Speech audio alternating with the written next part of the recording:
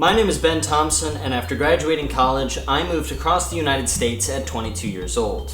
I came from the Detroit area in Michigan all the way to Louisville, Kentucky, not knowing anyone or anything.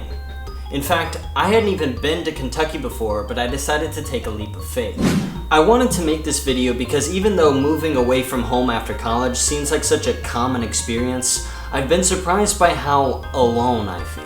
Going into this move, there haven't been many people I felt like I could empathize with my age. Most of my friends who moved away from home at least knew someone where they were going. And on top of that, I have been dumbfounded by how hard it has been to meet people my own age and form friendships. So, if you're someone in a similar position as me, I hope you can find this video helpful. And if you can't relate, I hope you find it at least interesting or somewhat entertaining. So, like most people who graduate college, I got a job. Now the job offered me a list of locations throughout the country to choose from. Now the problem was that none of these locations were really places I was familiar with or places where I had friends or family. So I decided to go with Louisville just because it seemed a little interesting. Once I picked the location, then came time to select an apartment and make the move. But the move itself has had a couple of hiccups. So this is the apartment I elected to get. And as you can tell, it's a fucking nightmare. Now, the reason it is such a chaotic mess is because I have none of my shelves or dressers or tables or anything like that to place all of my stuff.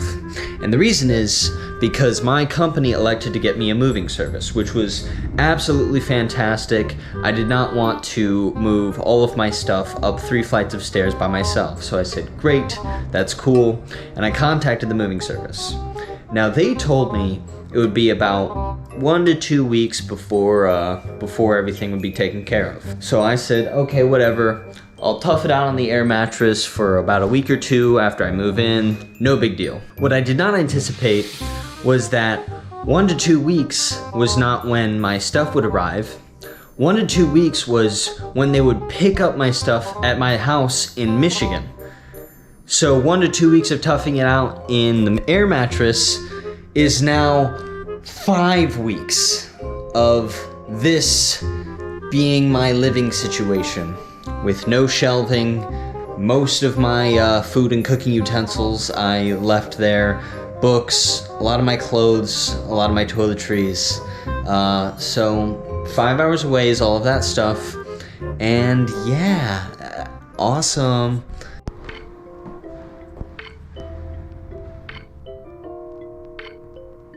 Now, despite all the hiccups associated with moving, the concept of moving to a place where I could have a fresh start and redefine myself was highly appealing to me. And while leaving friends and family back home was a tough pill to swallow, part of me was eager to shed that old skin. And now that I'm settled in, it's time to start building a personal life. But it turns out making new friends in a new city is extremely difficult. But I had no problem making friends in college, so making new friends now shouldn't be that hard, right? Right? I can't really make friends at work because I'm the youngest one there by a factor of about 10 years. And even the older people who are there who are cool don't really seem to share my interests. So again, moving from Michigan to Louisville, Kentucky, there was not too much common ground there. I tried a couple different things to make friends. The first thing I did was go to bars, and pro tip, if you're moving somewhere new, bartenders are going to be your best friend. Not only do they make great conversation, but they know the city and can give you lots of recommendations. So following those recommendations, I went out to nightclubs and other venues. A lot of the people I ended up meeting at these bars and nightclubs were cool, don't get me wrong, but a lot of times people were either 10 years older than me or our schedules just didn't align to meet up frequently in a way where you would actually make a friendship. I tried a couple other things as well. I went rock climbing. The rock climbing's actually been pretty good at meeting people. No actual luck yet at meeting friends, but a lot of the people have been really friendly, so hopefully there will be some developments in the future there. And even though I'm 22 and just graduated college, I'm college aged, making friends who are in college is kind of inappropriate. Like if you're graduated college, it's very awkward both just for me, but also like for the people being there, to go to a college party, for example. I mean, I get it, a lot of people who are in college don't always go to college parties for fun, but those types of people are probably less social, and thus I'm less likely to meet them. So again, it's taking a lot longer than I thought to meet these people who I otherwise had the opportunity to in college, where we're all there for the same reasons and the same goals. And look, even though I've been here 2 months, I am kind of exaggerating the drought of interaction that I've been able to have. For example, a lot of my weekends have been taken up by the fact that one friend or family member is coming to visit on the weekends, and the weekends are usually like my reserved time to go out and meet people. So again, that window of opportunity in order to meet new people my age and make friends diminishes, because now that I'm settled in, a lot of those people from back home are trying to check in and see how I am, which is great, but also it's making it harder to exist here. But there has been something else that's been taking up my time. Dating apps. Full disclosure, I find dating apps to be a little bit dystopian, but being in a brand new area, not knowing anyone or anything, I caved and I did sign up for them. The ones I signed up for were Bumble and Hinge. What makes Bumble so unique is the fact that it forces the woman to respond first, which is appealing to me. But women are not great at initiating conversation. Hey! Hey! Hi! Hi! Hello there! Hi! Hello! Hi, cutie. Hey! Hi! Hi! Hi! Ugh! Hey! Hi! Hi! So most of the time it's still up to the guy to initiate the conversation, and it ends up just feeling more like Tinder anyway, so I kinda stopped using Bumble. The app I really ended up liking is Hinge. Hinge allows you to like specific parts of someone's profile, and it encourages more conversation with prompts that allow you to answer questions, and it fosters a better conversation. Not only when you make that match do you already have something to talk about, but you have a better idea of who someone is. And what's cool about Hinge is it becomes less of a hot or not game like Tinder or Bumble. Despite the fact that I used pictures like this in my profile, and women called it scary, I did end up going on a couple dates through the dating apps. And now I even have a girlfriend.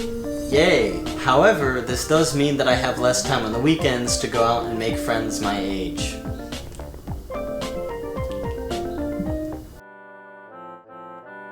Adjusting to the real world, so to speak, hasn't been all that difficult. I mean, the job itself it's pretty good, it's fine. I don't really agree with those people who say that work is kind of the meaningful thing that gives your life fulfillment.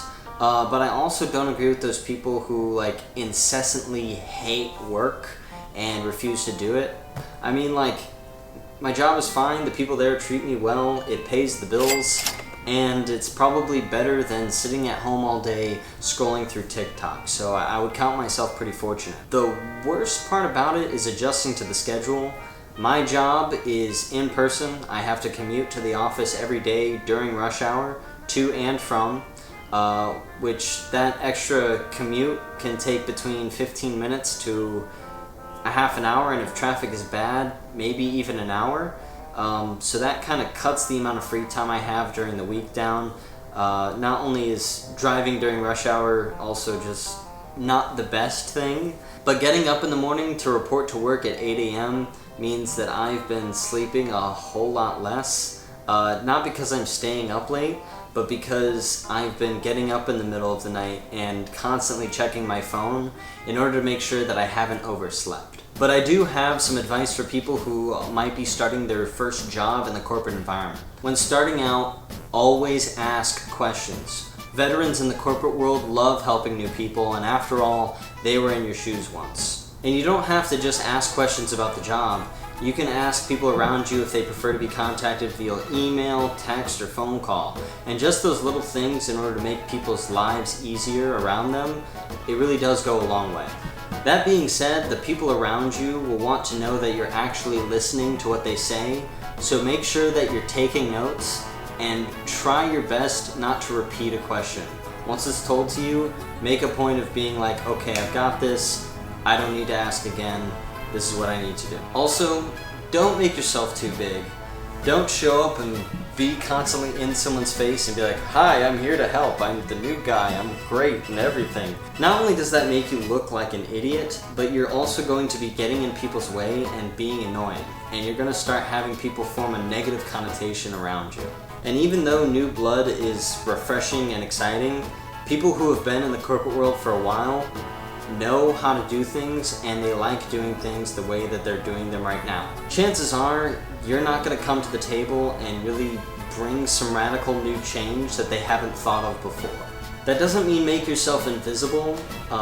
You certainly want to make your presence known so that people can see your improvement from day one. But yeah, just don't get in people's face. Moving has been tougher than I thought, for sure. While it has been exciting to move to a new place with a new job, to meet new people, it's been scary how unprepared I've felt. It's like when you go to college, you get thrown into this environment where everyone there with you is around your same age and is all also working towards the same goal of getting a degree and then eventually getting a job. And on top of that, you're filled with a bunch of extracurricular activities and a bunch of parties and other activities that facilitate that social interaction. But the problem is, once you graduate college and move away, like in my case, not only do you have to figure out where those activities are, you have to find out what they are in order to find those common connections, and that's still something I'm struggling to do. And it's frustrating, especially when you could really use a support network when you move to a new environment, or even just some stress valve that you can have that's a couple miles away instead of a couple states away. So that was my experience. I hope it was insightful in some way for what it's worth. And if you are moving away from home or moving away from your hometown, home area, a place you're familiar with, I wish you luck.